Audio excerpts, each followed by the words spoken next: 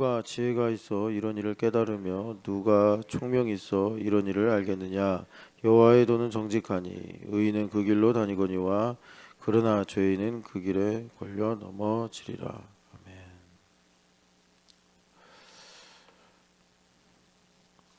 참 이 부모가 돼서 산다는 거는 참 거의 행운에 가까운 복이다 생각을 합니다. 세상에 많은 부모가 있고 다양한 상황이 있겠지만 정신없이 살면 그냥 뭐라 그럴까 기본적인 기능을 하면서 말이죠. 우리가 그냥 육체로 살겠죠. 그런데 이제 여기서 인생이 무엇이고 또 구원을 받는 일이 얼마나 중요한가 생각할 때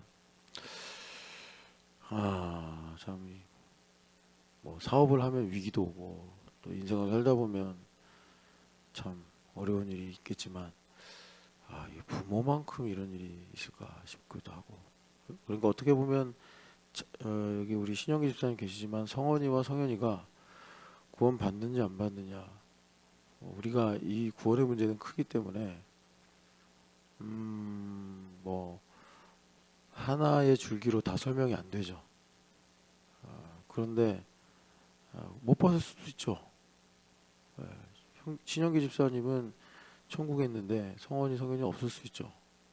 그런데 그렇게 될 때 제일 큰 문제 그렇게 하게 만든 여러 원인이 있겠지만 거반 한 8, 90%는 이제 신현기 집사님하고 허윤실 자매에게 책임이 있겠죠. 뭐 그런 겁니다. 그래서 참 우리가 죽을 때 행복한 건 뭐겠나 싶을 때 얘네들도 좀 이따 보겠구나 이런 확신이 있으면 참 좋겠는데 죽을 때 과연 이 녀석들 천국에 올 수 있을까 참 그러면 눈을 감기가 쉽지 않겠다. 죽기 전에 살면서 좀 더 기도할 걸 뭐 이런 큰 후회와 통탄이 있지 않을까 생각이 듭니다. 자녀를 키우는 거는 동화책이 아니죠. 상당히 현실적인 일이고 때로는 정말 어떤 순간은 사생결단을 해야 될 때도 있습니다. 그런 일들. 이제 자녀들을 키우다 보면은 많이 혼내죠. 이제 혼낼 때 저도 몇 번 혼내봤는데 뭐 근데 저는 혼내기가 참 힘들어요. 왜냐하면 이미 큰 죄인이기 때문에 애 앞에서. 그런데 혼내고 나면 안 혼내는 게 훨씬 편한 건 알고 있습니다. 스스로 안 혼내고 그냥 야 그냥 잘해봐 뭐 이런 식으로 얘기하면서. 근데 인간은 죄인이기 때문에 우리 아이들도 예쁘지만 착하고 예쁘지만 죄인이잖아요. 뭐 성경에서 얼마나 이 죄를 적나라하게 말합니까? 무시무시한 죄가 나와 또 우리 아이들에게도 있으니까. 어쩔 때는 정말 구원을 위해서 아주 살벌하게 또 훈육을 해야 될 때도 있어요. 근데 하고 나면 항상 이제 부모된 입장에서 후회가 되죠. 후회가 된다는 건 하지 말 걸 이것보다 이제 나를 돌아보게 되죠. 혼내놓고 속 시원한 사람은 솔직히 말씀드려서 치료를 좀 받으셔야 되는 분이고 혼내놓고 어떻게 속이 시원해요. 다 내 잘못인데. 그러니까 이제 하나님 앞에서 나를 깊이 있게 점검하게 되죠. 내가 구원받은 거 맞나? 하나님 사랑하는 건 맞나? 내가 가는 길은 잘 가고 있나? 혹시 내가 하나님을 사랑한다고 하면서 세상과 하나님 사이에서는 왔다 갔다 하지 않나? 그런 것들 살펴보게 되는 거죠. 그래서 아이들이 주는 자녀가 주는 임팩트가 엄청 큽니다. 더구나 이 요즘 세상에서 뭐 5세 고시반이다, 7세 고시반이다, 대치동에 왜 이렇게 정신과 병원이 많은 줄 아냐, 막 이런 말이 오고 가는 상황에서 우리 아이들이 나에게 주는 구원을 위한 영적 충격은 대단하죠. 우리가 살다 보면은 오늘도 이 14장 9절을 읽으면서 누가 깨닫겠냐? 예수님은 답하십니다. 겸손한 자가 깨닫는다. 이 겸손이 이제 물리적으로 말하면 당장 이제 당신은 3개월밖에 안 남았습니다. 그러면 엄청난 충격이 온단 말이에요. 아마 제 생각에 여기서 불행하다고 생각하시는 분이 계신다면 3개월 남았습니다. 그러면 아마 불행하다고 생각했던 것의 99%는 쓸데없는 거였구나. 이거를 저절로 알게 된다는 걸 저는 장담할 수 있습니다. 예. 내가 우리 교회는 상대적으로 불행한 거지 절대적으로 불행하신 분은 없어요. 뭐 신체가 불편하시다거나 아니면 절대 빈곤층에 계시다거나 뭐 그래가지고 불행하다 없어요. 우리 교회는 어떻게 보면 참 감사한 일이죠. 근데 불행하신 분이 적지 않아요. 불행하신 분이 상대적인 불행이죠. 자기가 원하는 대로 안 되니까. 그런데 그런 거 아주 담백하게 한 번에 정리할 수 있는 게 있는데 뭐냐면 하나님께서 히스기야에게 말한 것처럼 너 이제 얼마 안 남았다. 이렇게 이제 메시지를 보내는 거예요. 뭐 보통 의사가 그런 말 하겠죠. 그러면 다 행복한 거였구나. 내가 거짓의 삶을 살았구나. 이런 생각을 합니다. 참 우리가 이 기본값이 매우 높다. 교만하다. 이제 이걸 우리가 알 수 있는데 그 정도의 임팩트를 주는 게 자녀입니다. 자녀들이 주는 임팩트는 이런 거죠. 우리 아이들은 나의 상속자가 되잖아요. 물론 재산이 많으면 물려줄 것도 꽤 있겠지만 그딴 건 있어도 되고 사실 어떤 목사님들은 부모님한테 받는 유산을 되게 기회로 이렇게 못 보는 목사님도 계세요. 사석에서 저랑 얘기하다 보면 근데 저는 배우기는 또는 이제 살면서 보기는 자녀에게 유산 물려주는 거 하나도 도움 안 되는구나. 부모님이. 저는 물려줄 재산이 있으면 부모님께서 뭐 이렇게 장학 사업을 하신다거나 뭐 그럴 수 있잖아요. 집 한 채 있으면요. 절대 자녀에게 유산 물려주는 건 좋지 않다 생각을 하는데 하늘의 상급이라도 쌓는 게 좋으시죠. 뭐 물려줘봐야 뭐 하겠어요. 근데 여하튼 우리가 정말 물려줘야 될 것은 믿음입니다. 믿음을 물려줘야 되는데 근데 재밌는 거는 이 믿음이 물려주지 않고 싶어도 간다는 거예요. 기도하지 않는 믿음 간다는 거예요. 찬송하지 않는 믿음도 간다는 거예요. 그러니까 우리 아이들이 주는 충격파가 뭐냐면 이런 거예요. 조금 오늘 이제 여기 신령한 같이 더 스피리추얼에 관한 얘기니까 제가 왜 이렇게 인간은 위대한가 이런 생각을 해봤어요. 왜냐하면 마치 그 신전에 가면요 신탁이다 해가지고 로마나 그리스 신전에 가면 신탁이다 해서 이렇게 적는 게 있대잖아요. 입구에. 그래서 뭐 아테네 신전에는 이런 게 있고 제우스 신전에는 이런 게 있다. 옛날에 그걸 제가 들었는데 다 잊어버렸네요. 우리가 성전이 아니라 신전이 되면 우상 신전이죠. 이제 신탁 같은 게 있는 거예요. 근데 그거를 지우고 이제 그걸 없애버려야지 내가 성전이 되는 건데 그런 것 중에 하나가 인간은 위대하다. 이게 어떻게 하다 어디서 쓰여졌나. 인간이 위대하니까 여기서 이제 지혜와 총명을 말씀하는데 반대로 로마서 1장 말씀처럼 미련하고 어두워지고 허망해지고 이래가지고 참 그러니까 이제 먼저 호세아서를 가지고 하나만 말씀드리면 하나님의 예정은 변함이 없잖아요. 그죠? 그러면 하나님 반드시 구원을 하신단 말이에요. 그러면 그 길을 가는 데 있어서 어떤 사람은 너무나 행복하고 생명과 복을 누리면서 가요.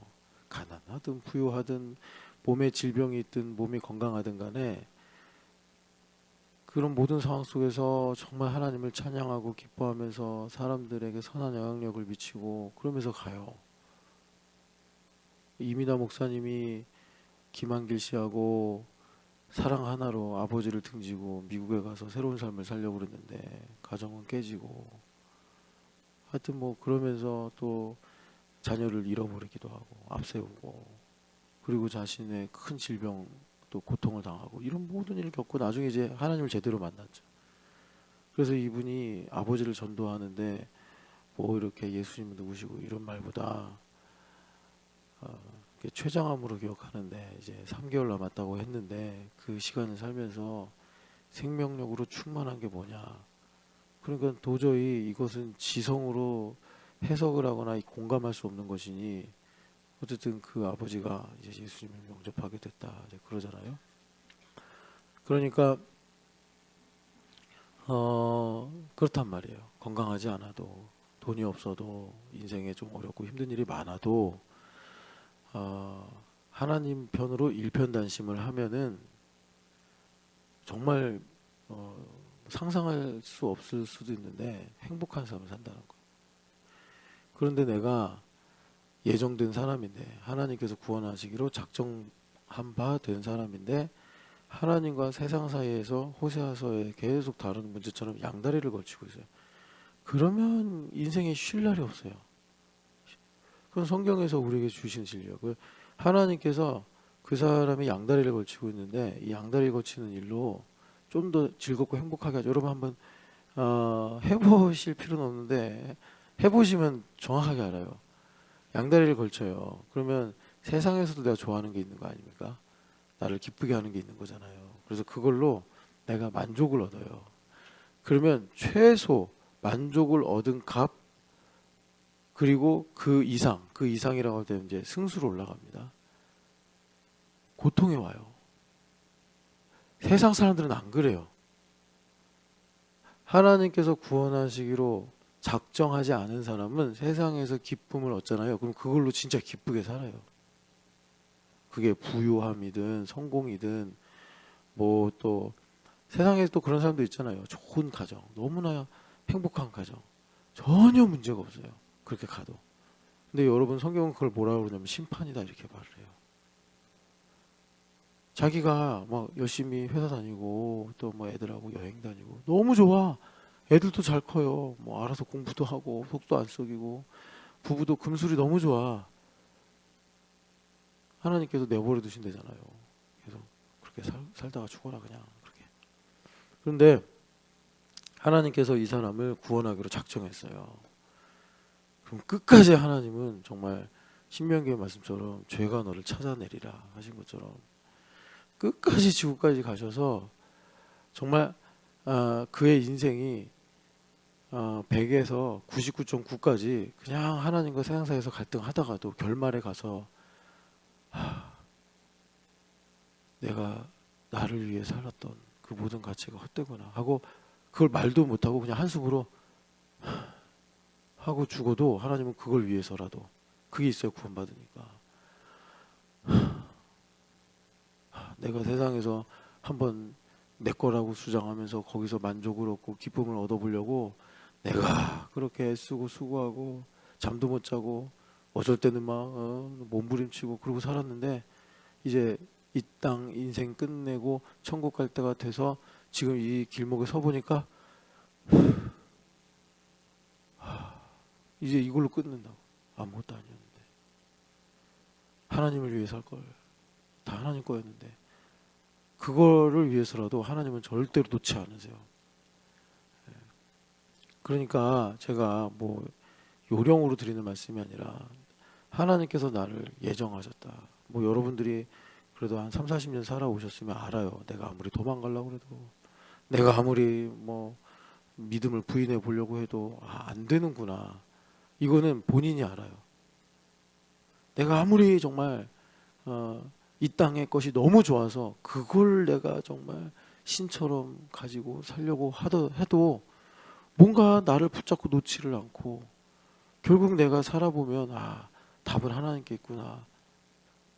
사필 규정이구나. 이거를 이제 아는 사람은 그러니까 요령이 아니라 그냥 하나님 사랑하고 사세요. 그러면 내가 이전에 좋아하던 거 하나님 사랑하는 마음이 상하지 않을 만큼 하나님 적당히 다 주십니다. 예. 하나님 막 뺏어가시고 파괴하시고 그런 분 아니에요. 그러니까 인간은 왜 이렇게 위대한가? 이게 안 되는 거예요. 제가 그래서 지금 약간 조롱하는 의미로 인간은 위대하다 이런 얘기 하는 거예요. 인간이 정말 위대합니까?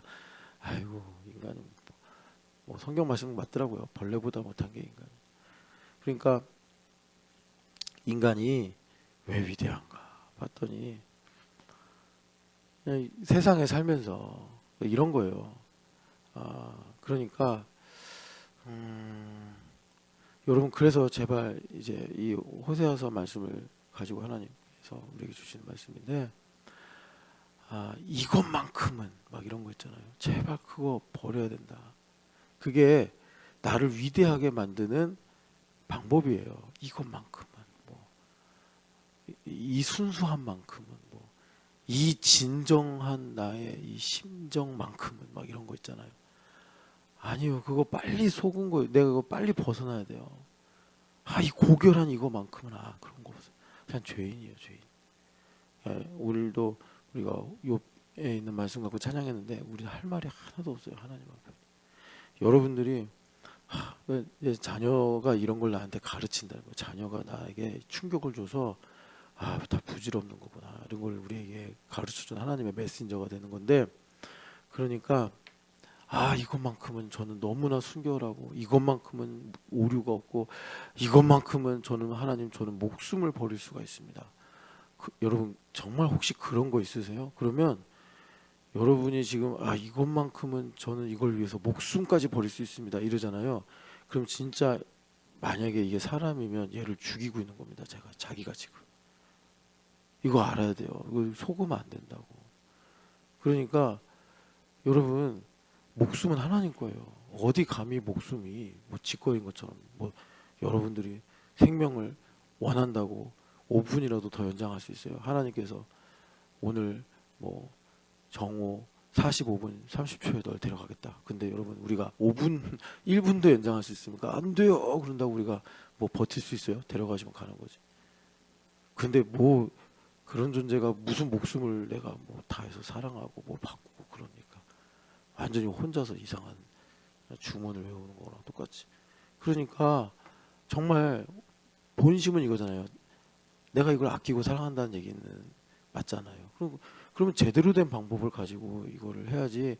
이것을 내게 주신 하나님의 은혜를 알고, 그리고 하나님의 뜻대로 내가 잘 보존하면서 하나님께 영광이 되도록 해야 되는데, 이게 무슨 영화를 보고 드라마를 보고 이상한 거에 영향을 받아가지고 내 이것만큼은 정말 내가 이건 내 생명처럼 귀하게 여기는 것입니다. 그러면 여러분, 이런 말 들을 때마다 기분이 안 좋으실 수도 있는데, 그럼 하나님 그것만은 내가 가져가겠다 이러신다고. 그래서 야곱이 인생이 130년을 험악하게 산 거예요.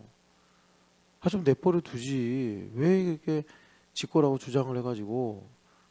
사실 뭐 요셉도 그래 하나님 뜻대로 연단받을 필요가 있으니까 그렇게 된 거지만, 그 모든 게 다 야곱이 자초한 거 아닙니까? 근데 이러한 깊은 내용을 누가 알겠어요? 여기 말씀대로 그런 걸 누가 알겠냐고. 꿈에도 생각 못하지. 나는 진짜라니까요. 저는 이것만 있으면 됩니다. 세상 다 없어도 돼요. 하나님, 저 집도 없어도 되고 차도 없어도 되고 저 뭐 심지어 건강도 없어도 된다. 저 이것만 있다면 저는 모든 걸 다 할 수 있습니다. 그런 거 꿈에도 생각 못하는 거예요. 내가 이걸 망치고 있구나. 이것 때문에 내가 지금 사망 가운데 거하는 거구나. 그러니까 하나님은 앓는 이처럼 얘를 가져가시려고 하는. 그러니까 누가 지혜가 있어 이걸 알겠느냐? 누가요? 이제 내가 자녀를 키우다 보면 참 이 자녀의 영적인 문제, 그 다음에 이제 인생의 문제를 꼭 고민하겠죠. 그러면서 하나님 앞에 회개하게 되죠. 결과적으로 얘를 비난하는 건 부모가 아니잖아요. 하나님 앞에 회개하게 하는 거. 그럴 때 참 내가 하나님과 세상 사이에서 양다리 걸치고 있구나. 이제 이런 걸 알고, 그리고 우리가 하나님 앞에서 이제 기도하면서 바른 길을 가도록 인도하시는 거죠.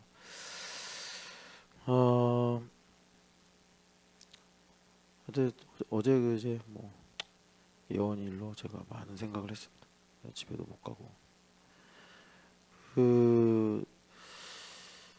여기 이제 오늘 우리가 이 지혜, 그러니까 이제 이게 영적인 사고력인데 세 가지가 있다고 말씀드렸어요.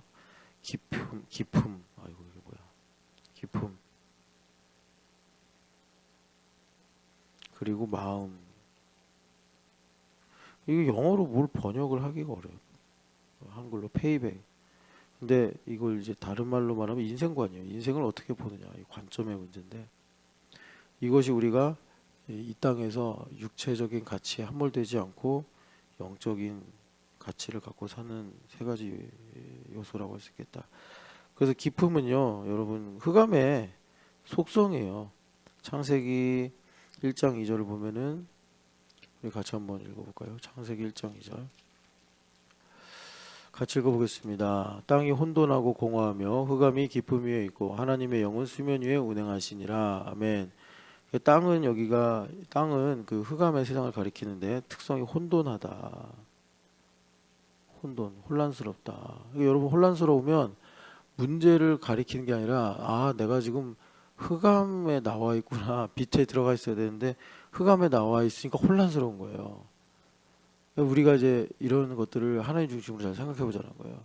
내가 돈 문제 때문에 혼란스러운 게 아니라 가끔은 저 참 그럴 때마다 회개하는데 목사님 설교가 혼란스럽습니다. 그러더라고요. 내 설교가 혼란스러운 게 아니라 당신이 흑암에 있으니까 혼란스러운 거라고 해주고 싶은데 그거는 제 생각이고 그분한테 그렇게 말하면 안 되죠. 정죄가 되니까. 애써서 제가 이제 설교를 막 풀어주거든요. 제자도나 뭐 기회가 있으면 들으면 들을수록 더 혼란스러워지는 거예요. 이 혼란스러운 거는 제가 이제 아무도 저한테 그런 질문 안 했으니까 미리 예방하듯이 약을 치는 건데 혼란스러운 거는 누가 나를 힘들게 해서 혼란스럽거나 설교가 혼란스럽거나 세상이 막 갑자기 목사님 자전이 느껴집니다 하면서 막 그래서 혼란스러운 게 아니라 내가 흑암에 있어서 혼란스러운 거예요. 원래 흑암 세상은 혼란스러운 곳이에요. 혼돈이라고, 혼돈, 뒤죽박죽.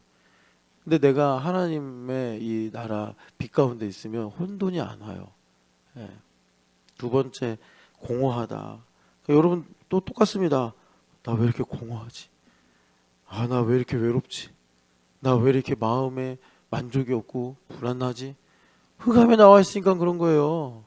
그게 흑암이냐 빛이냐 해서 끌려간다니까요. 평안으로 끌려가고 빛에 있으면 내가 만족으로 끌려가요. 진짜 집안에 쌀독에 쌀이 한 톨도 없어. 그런데 이상하게 만족이 돼. 왜 그러죠?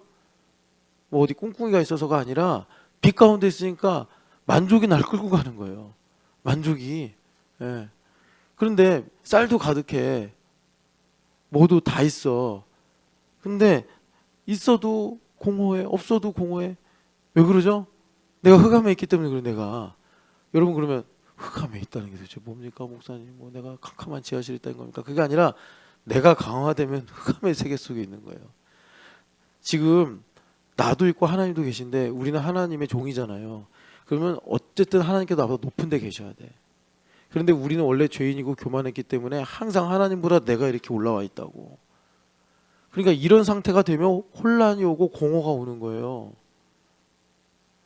우리 예수님 믿다가도 무슨 뭐 이게 귀향 본능이 있는지 옛날로 돌아가려고 그래. 내가 강화돼. 내가 위대해. 내가 위대해진다고. 그러면 우리 믿는 사람들은 이 혼돈과 공허가 통증으로 와요. 어떻게 보면 긍정적이죠. 고통이 없으면 여러분 우리가 막 좀비처럼 살 거 아니에요. 피투성이가 돼가지고. 고통이 있으니까 아프면 약 바르고 붕대 감아서 좀비같이 비참하고 무시무시한 형체를 갖지 않도록 하잖아요. 고통은 그런 부분에서 구원받는 우리에게 긍정적인 요소가 있는 거예요. 그러니까 우리가 빛의 자녀인데 흑암으로 가. 내가 강해져서 뭐 염려를 하든지 내 안에 이제 뭐 계속 하나님보다 더 사랑한 거 있으면 뭐 내가 하나님보다 높아지고 강화되는 거는 시간 문제죠. 그건. 그러니까 그렇게 되면 이제 혼돈과 공허 속으로 가거든요. 그럼 믿는 사람은 아파요. 못 견뎌요. 못 견디게 해서 하나님 돌아오게 하시는 거예요. 그 다음이 이제 기품이 있다. 어둠이 있는데 왜 이러냐? 이 어둠이 그런데 기품 위에 있다 이렇게 말씀. 그래서 기품은요 흑암에 특성이에요. 그래서 성경에 구약 성경에 특별히 이제 기쁨에 대해서 많이 말씀하는데 여러분들이 한번 그 성경 프로그램 중에 단어 검색 기능 있는 게 있을 거예요.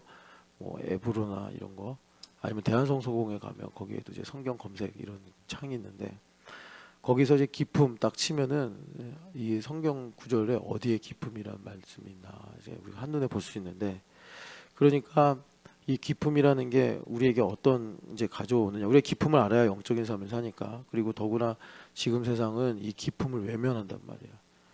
예, 밀란 쿤데라가 말한 것처럼 가벼운 세대가 됐단 말이죠. 가벼운 세대. 그래서 이 기쁨은 성경을 보니까 일종의 하나님께서 근원을 가리키실 때 사용하시더라. 근원.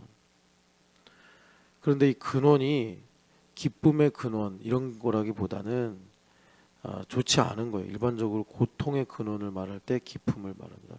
기쁨이 어둠과 이렇게 쌍이니까 어둠을 성경에서 좋다고 말하진 않잖아요.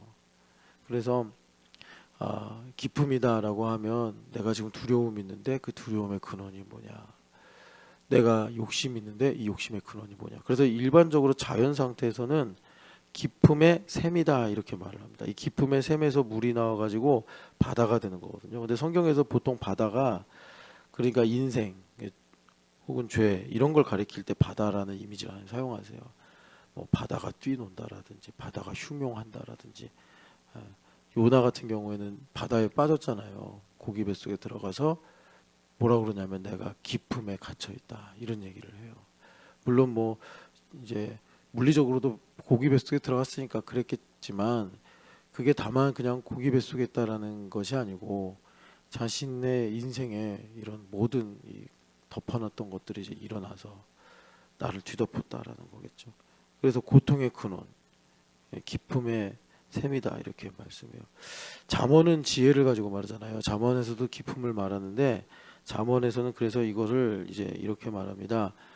이성으로는 헤아릴 수 없는 차원을 기품이다. 이성으로 헤아릴 수 없는 차원. 그래서 하나님의 지혜만이 이 기품을 우리로 알 수 있게 한다. 뭐 이것이 이제 잠언의 말씀이에요. 그래서 우리가 이제 이성을 상당히 강화시켜서 공부도 하고 또 뭐 문제도 해결하려고 그러고 대화도 하고 이러잖아요. 그런데 뭐 이미 이제 철학 사조에서 입증된 바 인간에게 있어서 이성은 정말 빙산의 일각이고 이성으로 헤아릴 수 없는 뭐 심리학에서 무의식이라고 하는데 그런 차원이 훨씬 더 마치 지구와 우주의 관계처럼 지구가 이성의 공간이라면 나머지 우주의 모든 공간은 이성으로 헤아릴 수 없는 그런 무지막지한 공간이 있다. 예. 근데 그런 이치들을 보고 깨닫게 하는 것이 하나님을 경외하는 지혜다라고 잠언이 말씀하고 있어요. 그래서 이 기품을 가지고 로마서에 보면은 높음이나 기품이나 어떤 피조물이라도 우리를 하나님의 사랑에서 끊을 수가 없다 이렇게 바울사도가 말씀하죠. 그러니까 높음이나 기품은 뭐겠어요? 하나님께서 만든 여러 피조물들이 있는데 그 모든 피조물들 가운데 우리의 힘으로 감당할 수 없는 그런 뭐 실체가 있다는 거죠. 그러니까 바울사도가 높음이나 기품이나 어떤 피조물들이라도 나를 하나님의 사랑에서 끊을 수가 없다. 그러니까 우리가 하나님의 사랑을 힘입어 살면 그 높음이나 기품이 나를 덮치더라도 우리가 낙심하지 않고 또 우리가 실족하지 않고 살 수 있다. 그래서 이 기쁨을 하나님께서 우리에게 이거 있다는 거 이거 없는 사람은 없어요. 다 있어요. 근데 이 기쁨 가운데 하나님 이게 기쁨 어둠이랑 같이 쌍으로 간다 그랬잖아요. 우리는 이제 실제로 그런 공간이 있으면 두렵잖아요. 야, 너 가봐. 뭐 동굴 같은 거, 구덩이 같은 거 너 내려가봐. 두렵잖아요. 거기 뭐가 있는지 어떻게 알아. 그런데 하나님께서 우리에게 빛으로 인도하셔서 그 기쁨 가운데 이제 하나님의 그 세미한 음성을 듣게 하신다라는 겁니다. 그 기쁨은 이런 거예요. 한 가지 예를 들면 엘리야 선지자가 무려 3년이 넘게 그 뭡니까 기근이 있었잖아요. 그 기근 중에 정말 하나님 앞에 순종하면서 그 시간을 지나왔어요. 그래서 절반 정도는 그리스 시내가에 가가지고 까마귀가 주는 걸로 먹고 살았고, 그 대단한 믿음이에요, 여러분. 그냥 이소부와 같은 얘기가 아니라 엘리야 선지자 이 정도 믿음이구나. 그런데 자기가 이제 선포한 말씀 때문에 3년이 넘게 기근이 오잖아요. 그래서 시냇가도 말라버려. 그러니까 하나님께서 어떻게 하셨냐면 시돈에 가서 사르밧 과부 집에 살래. 그것도 순종해가지고 거기서 살아요. 사르밧 과부도 살려주고. 그러니까 이분의 믿음이 대단한 거예요. 그리고 마침내 기한이 차니까 아하방한테 가서 갈멜산에서 봅시다 해가지고 450대 1로 바알 선지자들하고 대결을 하잖아요. 그런데 엘리야가 이겼어요. 450대 1로 해가지고. 그래서 막 하늘에서 비가 다시 내리기 시작하고, 또 그 전에 제단에 불도 떨어지고, 그리고 하나님께서 붙잡으시니까 그 아합이 마차를 타고 사마리아로 가는데 그냥 다리로 달려가면서 그 마차를 앞질러 가고 막 이런 이제 상황이 생기잖아요. 그런 가운데도 기품이 있었다는 거예요. 그 기품은 뭐죠? 뭐 정확하게 성경에서는 우리한테 말해주진 않는데, 뭐 이제 액면으로 말하면 그렇게 해서 북이스라엘의 부흥이 오고, 그렇게 해서 북이스라엘의 왕도 회개하고, 그래서 북이스라엘의 백성들이 다시 옛날처럼 솔로몬 시대나 다윗 시대처럼 예루살렘 성전에 가서 베델의 우상과 이런 거 다 허물어 버리고 하나님을 섬기는 그런 놀라운 부흥, 그런 게 일어날 줄 알았단 말이에요. 그런데 아니면 왕이 회개를 안 하면 불이 내린 것처럼 사마리아 궁전에 막 우박이 떨어지고 불이 떨어져서 저 나쁜 독한 여자 이세벨 제거되고, 하여튼 뭐 그런 일이 일어날 법한데 하나도 안 일어나. 하나도. 백성들도 이렇게 보더니 하나님 살아계시네 하고 끝. 너무 실망스러운 거예요. 너무 실망스러운 거예요. 그래가지고 하나님 앞에 가서 죽여달라고 막 그러잖아요. 그 말은 뭐예요? 하나님보다 내가 선하다, 이런 주장 아니겠습니까? 근데 차마 훌륭하신 선지자께서 하나님 틀렸다라고 말하기 힘드니까 잘 날 죽여달라고 막 이렇게 기도를 하는 거죠. 그게 엘리야의 기품. 엘리야는 그런 거 있는지도 몰랐어. 얼마나 정말 열정적으로 살았던 사람이에요. 선지자 중에 오죽했으면 하나님께서 세례 요한을 엘리야라고 비유하셨겠습니까? 이제 그런 분인데도 그분 마음에 기품이라는 문제가 있었다는 거죠. 뭐 그게 두려움이었는지 우월감이었는지 뭐 모르죠. 뭐 그분이 하시는 말씀 보면은 다 죽었고 나만 남았습니다, 이런 말 하는 거 보면 우월감도 좀 있었던 것 같기도 하고. 여하튼간에 하나님께서 그것을 빛으로 쫙 이제 뚫고 들어가시는 거죠. 결국 그래서 거기서 세미한 음성을 듣고 그 기품 가운데서, 그 기품은 여러분 하나님을 만나는 공간을 보면 지성소잖아요. 지성소가 난 너무 신비로워요. 성소에서는 그래도 메노라가 있어가지고 환하고 밝고 이래서 뭐 갖다 이제 진설병도 놓고 등잔에 불도 갈고 이랬는데, 지성소 가면 캄캄해.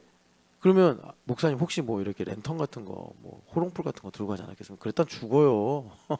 거기 아무거나 막 가지고 들어가면 안 돼요. 야, 근데 거기서, 그러니까 저는 그런 거죠. 아무것도 없는데 어디가 앞이고 뒤인지 어떻게 알겠어? 근데 빛이 있었겠어요, 없었겠어요? 있었죠. 그러니까 하나님께서 만난다고 하신 거죠. 하나님 빛이시잖아요. 속죄소에 아무것도 안 뒀다고. 거기 하나님 임재하시면 밝은 빛이 나타났겠죠. 그러니까 여하튼 하나님께서 그렇게 나의 기품 가운데서 나의 중심을 이제 보여주시고 빛 가운데서 나에게 말씀하시더라. 그것이 우리로 이제 깊도다 하나님의 지혜와 지식의 풍성함이요, 이 하나님의 지혜와 지식의 크심을 보게 된다라는 것입니다. 또 어떻게 보면 모순 같은 이야기일 수 있어요. 근데 십자가를 생각해도 그렇고 또 말씀을 봐도 그렇고 이게 진리예요. 하나님께서, 안 그러면 하나님께서 외과 의사처럼 우리에게 기품이라는, 정말 원래는 하나님께서 의도하지 않으신 건데 죄 때문에 우리 인생에 들어와 버린 거거든요. 흑암의 이런 내용이. 그럼 하나님께서 가위를 가져와서 잘라버리시면 돼요, 그 기품을.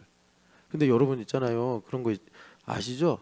예전에 한참 뇌과학이 막 발전할 때 재벌이 자기 딸이 좀 성격이 이상해서 어떤 의사 말을 듣고 뇌 일부를 잘랐대잖아요.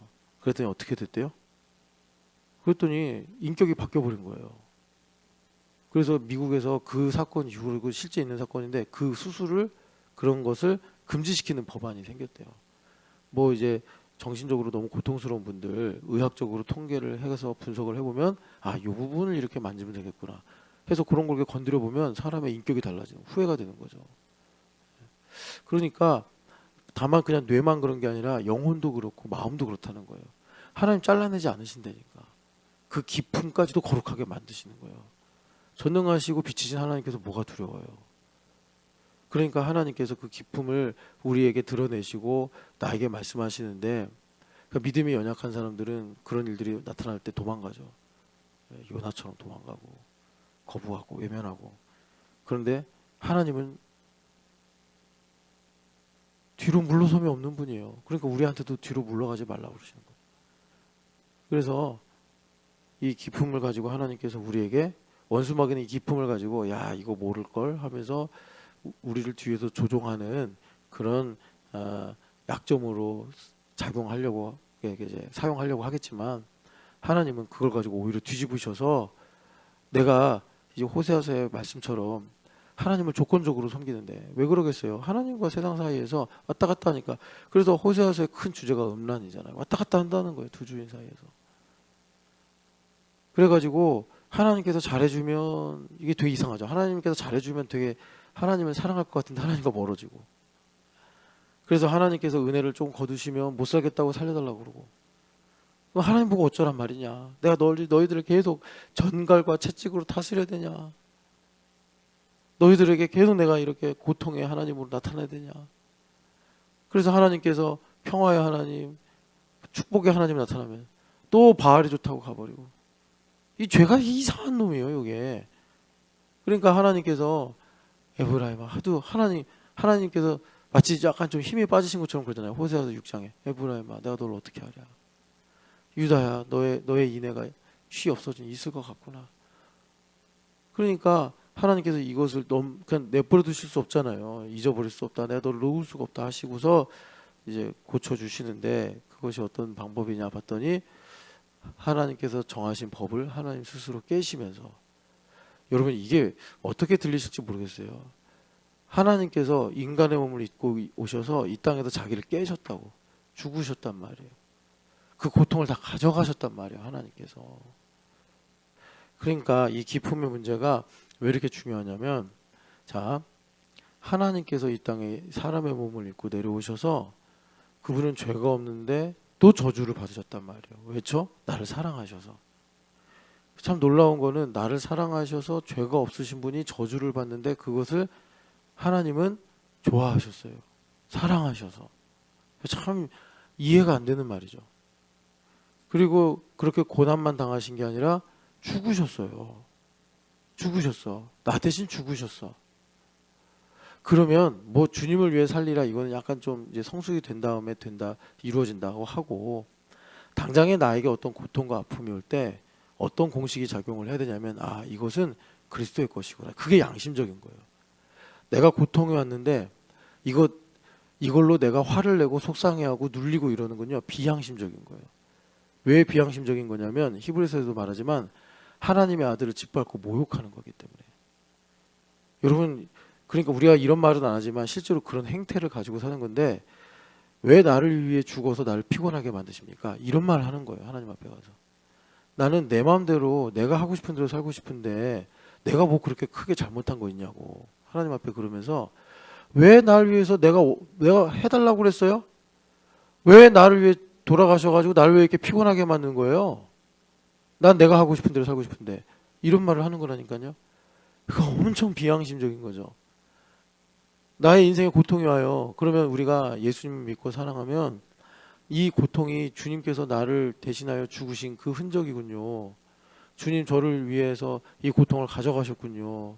주님 감사하고 사랑합니다 하면서 주님께 찬양하고 이걸 주님께 드리는 게 양심적이에요. 그런데 일본의 스미마생 문화처럼 이거를 드리면 어떻게 되죠? 하나님과 엮이게 돼요. 하나님께 엮이게 돼서 이것 때문에 내가 또 하나님과 이거 묶여서 가네. 아 스미마생 엮이지 맙시다. 이건 제가 그냥 고통스러워 할게요. 예? 이거 제 문제니까 더 이상 나하고 이걸로 왈가왈부하지 맙시다. 스미마생 하고 가는 거예요. 참 일본 성경하면 더 재밌는 거 많이 배워요. 야, 이런 민족이 있구나. 밥 사줄게. 제가 만약에 우리 김찬양 밥 사줄게. 스미마생 하면 뭐예요? 엮이고 싶지 않습니다. 당신이 나가서 먹으시오. 또 밥 사준다고 해서 밥 먹여놓고 나한테 뭐 시키려고 뭐 다른 거 시키려고 그러지. 스미마생 목사님 혼자 드십시오. 일본 애들이 그러는 거예요. 그러니까 온이 안 들어가요. 온이 은혜가 안 들어간다고. 그러니까는 우리보다 훨씬 더 이전에 복음이 들어갔는데도 참 이 불모지 같은 상황이 있는 거죠. 우리도 그런다는 거예요. 그래서 하나님께서 이 기품을 가지고 우리에게 하나님의 은혜가 무엇인지를 가르쳐 주시고 우리가 영적으로 살아갈 수 있게 하시는 거예요. 그래서 이 기품, 깊도다 하나님의 지혜와 지식이 풍성하며 하나님 여기까지 나를 하셨구나. 하나님 여기까지 나를 사랑하셨구나. 예수님께서 죽으신 일이 여기까지였구나. 여기까지 내려오신 거구나. 주님 왜 내려오셨나요? 주님은 거룩하신 하나님이신데 왜 이 지경까지 오셨어야 하나요? 하면서 우리 인생이 바뀌는 거예요. 그렇게 될 때 이제 두 번째, 누가 그리스도의 마음을 가져서 하나님의 모사가 되겠느냐, 이렇게 로마서에서 말씀하는데, 이 마음이라는 게 여러분 그 헬라인들은 오늘은 시간이 없어서 여기까지 할 것 같은데, 헬라인 그리스인들은요 철학의 나라잖아요. 소크라테스, 아리스토텔레스, 피타고라스, 아리스토블루스, 아리스토블루스는 일단 에라토스테네스 뭐 많잖아요. 뭐 이름 말고 끝이 없이 말할 수 있는 정도로. 그러니까 이 사람들은 여기 마음에 관심이 많았던 거예요. 마음에. 그래서 우리 한글 성경에 마음이라고 번역이 되는데 다양해요. 그래서 로마서에 보면은 마음이 부패했다, 마음이 어두워졌다, 마음이 미련해졌다 할 때 마음은 카르디아라는 마음인데 이 말인데, 이 카르디아는 그냥 마음의 상태. 한글에는 마음밖에 없어요. 가리키는 단어가. 근데 헬라어는 마음을 가리킬 때 되게 많아요. 제가 알기로 제가 아는 것만 대여섯 가지 돼요. 근데 카르디아라고 할 때는 마음의 상태예요. 내 마음이 어두워. 내 마음이 좁아졌어. 그럴 때 쓰는 마음이 카르디아 상태. 그래서 마음이 어두워졌다, 마음이 미련해졌다. 로마서 1장에 죄의 상태를 가리킬 때 카르디아를 쓰고, 지금 이제 그리스도의 마음을 가졌다 그러잖아요. 그리스도의 마음을 가졌다고 할 때는 이 단어 써요. 누스. 이 누스는 뭐냐면 생각하는 마음이에요. 생각하는 마음. 그래서 로마서 8장에 이런 말 하잖아요. 영의 일을 생각하는 자와 육의 일을 생각하는 자. 그게 마음을 가리키는 건데, 그때 이 누스를 씁니다. 누스. 영의 일을 생각한다. 그러니까는 생각을 하는 거는 어떤 이론이 먼저 성립이 돼 있고, 그리고 이론과 이론 사이를 채우는 여러 가지 이제 감정이나 또 정보나 지식 같은 게 있어서 그 생각의 이치를 따라서 결론이 나오는 거잖아요. 그러니까 영적인 사고 체계를 가지고 있는 사람은 하나님 중심의 생각을 한다는 거예요. 다 하나님 거구나. 이런 식으로. 근데 육의 생각의 체계를 가지고 있는 사람은 나 중심의 결론이 나오는 거예요. 이렇게 성령 하나님 인도하심을 따른다를 영의 일을 생각한다라고 말씀했어요. 여러분 고린도전서 2장 16절에 그리스도의 마음을 가졌느니라 그러죠. 로마서 11장 34절의 말씀을 그대로 똑같이 인용해요. 고린도전서 2장 16절도 여러분 나중에 찾아보시면 알아요. 그때 그리스도의 마음이 이거예요. 여러분 그리스도의 마음이다. 그러면 딱 이 누스예요. 누스라고 있거든요. 그리스도의 마음. 그래서 어떻게 하는 거죠? 그리스도처럼 생각을 하는 거예요. 내가 성령 하나님 내 안에 계시니까, 예수님께서 이 땅에 계시면서 자신의 흔적을 이 복음서에 남기셨잖아요. 그러니까 우리가 복음서의 말씀을 읽으면 예수님은 이렇게 생각하시는 분이구나. 집이 없어도, 차가 없어도, 옷이 없어도, 친구가 없어도, 의지할 것이 하나도 없어도 꽃 한 송이를 보면서 하나님 날 사랑하셔서 이렇게 들여다 꽃을 피우셨네. 하나님 제가 뭐라고 이 솔로몬보다 아름다운 이 꽃을 이 길목에 피우셨나요? 하나님 감사합니다. 그러면서 힘을 내시는 분이구나. 그게 예수님의 생각이에요. 예수님 마음이에요. 성령 하나님 오셔서 우리에게 이걸 갖게 하시는 거예요. 영의 생각을 갖게 하시는 거예요. 그래서 그리스도의 마음. 그래서 여러분 그리스도의 마음 하면 또 생각나는 게 뭐죠? 빌립보서 2장 5절이죠. 너희들이 이 마음 품으라. 그리스도 예수의 마음이니. 근데 그거 상당히 의역이 된 겁니다. 영어 성경 중에 킹 제임스 버전이 제일 잘 번역을 했는데, Let this mind, 예수님 마음이죠. This mind be in you. 너 안에 이 마음이 있게 해라. 그러니까 다른 말로 말하면 성령 충만해라 이런 말입니다. 그런데 이 마음이 뭐냐? 그래서 이제 이어서 좀 더 설명해 주는데 which was also in Christ. 그러니까 예수님 마음에 있었던 그 무엇처럼 그 어떤 것처럼 너가 그 마음을 품어라. 그래서 예수님 마음이 어땠대요? 하나님의 근본 본체시나 동등됨을 취할 것으로 여기지 아니하시고 자기 스스로 종의 형체를 가지고 이 땅에 내려오셔서 이렇게 쭉 나오잖아요. 그래서 그걸 이제 우리가 한마디로 겸손이다 이렇게 이제 말하는 겸손이다. 그래서 마태복음 11장에 예수님께서 뭐라고 그러셨죠? 내가 너희들에게 가르쳐 줄 것은 겸손과 온유밖에 없다. 이렇게 이제 말씀하시는 거예요. 그래서 그렇게 되면 all things are yours 이런 일들이 다 이렇게 이루어지는 거예요. 꽃 한 송이를 보면서 하루의 모든 시름을 잊어버리는 거예요. 그게 온유와 겸손이에요. 내가 정말 머리가 쭈뼛쭈뼛 설 정도로 고통스러운 일이 있었어도 하나님 여전히 날 사랑하시네. 내가 그리스도의 겸손을 가지면 그냥 여러분 애들이 하하하 하고 막 웃잖아. 애들은 항상 그죠? 그런 거 보면서 나도 저런 시절이 있었는데 하하하하 막 까까까까 거리고 웃잖아요. 그 소리만 들어도 다 그 시름이 사라진 거예요. 인생이 세상이 주는 그 모든 것이 사라진 거예요. 왜 그러죠? 그 아이의 웃음도 물론 너무나 아름답고 저기 예쁜 소리지만 사실은 그 소리를 듣게 하는 하나님의 선물, 은혜 이거에 대한 감각이 있으니까 뭐 세상에서 정죄를 당하고 슬픔을 내가 겪어도 하나님께 감사 찬양할 수 있는 거예요. 그래서 내가 그러니까 이제 누가 그리스도의 마음을 가졌느냐? 예수님의 마음을 가지게 되면 어떻게 되느냐? 그러니까 내가 이 땅을 살면서 성령 하나님 내 안에 계셔서 나의 생각을 주장하셔가지고 어떤 인풋이 들어오든 결과는 하나님의 선하심과 인자하심을 찬양하는 결론이 나오게 한다. 그래서 이 마음을 가져야지 우리가 신령한 생각을 하면서 하나님의 섭리가 무엇인가를 알고 호세아서의 말씀처럼 여호와의 길로 가면서 우리가 하나님의 나를 향하신 지금 뜻과 계획이 무엇인지를 알게 되더라. 우리가 그냥 우리가 가지고 있는 기본적인 이성으로 볼 때 하나님께서 자기를 깨뜨리시면서 율법을 깨뜨리시면서 일을 하시는 것이 이해가 안 된단 말이에요. 그래서 말씀대로 걸려 넘어지게 된다. 뭐 오히려 알지도 못하면서 하나님이 틀렸다라고 말하고 뭐 아까도 말씀드린 것처럼 막 내 주장하고 막 이런단 말이에요. 욥기에 그 욥의 할아버지가 하는 말이 다 그 얘기예요. 근데 걸려 넘어지는데 이 지혜와 총명이 있는 사람, 영적인 이 분별력이 있는 사람은 일단 인생의 깊이가 있는 사람이요. 그 인생의 깊음 속에서 예수님 여기까지 오신 거구나. 이거를 알게 되는 거예요. 그러니까 여러분 그 2000년 전에 예수님께서 친히 얼마나 깊이 내려오셨는지를 나사렛으로 갈릴리로 그리고 그분의 어떤 외모의 형체로 봤잖아요. 그런데 예수님께서 말씀하시기를 여러분 그런데 아시겠지만 그 당시 2000년 전에 예수님을 직접 본 사람들이 믿었어요, 안 믿었어요? 대부분 다 안 믿었어요. 그럼 누가 예수님 믿은 거죠? 그 외모를 보고 그 형체를 보고 그분의 그런 이제 상황을 보고서 이분이 날 찾아왔구나 하면서 이분과 뜻이 하나 된 사람들이 예수님 믿은 거예요. 자, 제가 이걸 왜 강조하냐면 지금도 똑같다는 거예요. 그 예수님과 하나가 된 사람이 예수님 따르는 거예요.